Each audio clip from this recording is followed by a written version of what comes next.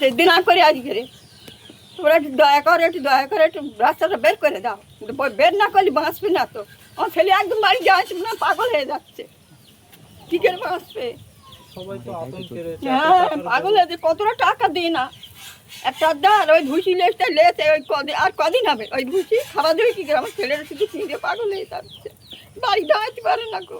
আর কতটা টাকা দেনা ঘাড়ের ওপরে আজকে রে, এসব দেনা কোন কাজ যাবে?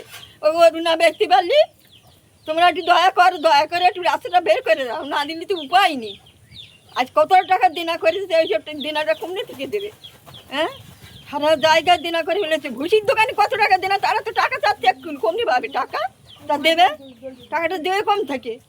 তোমরা একটু দয়া করে একটুখানি রাস্তা বের করো, না বের করলে উপায় নেই, গরিব মানুষ একদম মারা পড়ে যাবে। এই পরিস্থিতিতে সরকারের কাছে কি দাবি করবেন আপনি? সরকারের কাছে কি দাবি রাখবেন?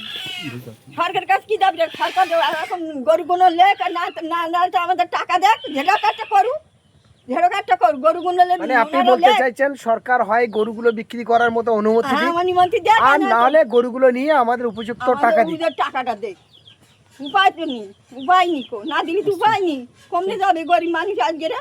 কত টাকা দেনা করে ফেলেছে, আমার ছেলেটা পাগল হয়ে যাচ্ছে। এগুলো হলো গরু খাবার, প্রায় 5 লক্ষ টাকা গরুর খাবার কেনার জন্য দেনা। সেই খাবারটা আপনাদেরকে দেখাচ্ছি। এই মানুষের বলছে আমার আত্মহত্যা ছাড়া বিকল্প কোনো পথ নেই। গরুর খাবার কিভাবে খেতে হয়, এগুলোই গরুর ঔষধ।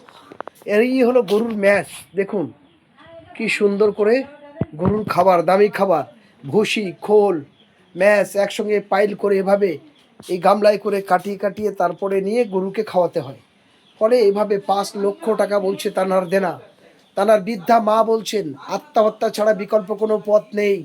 তার পরিবার, স্ত্রী, বাচ্চা, ছেলে মেয়ে সবাই হাউ হাউ করে কাঁদছে। আমি হোসেন গাজী একজন মানবাধিকার কর্মী হিসাবে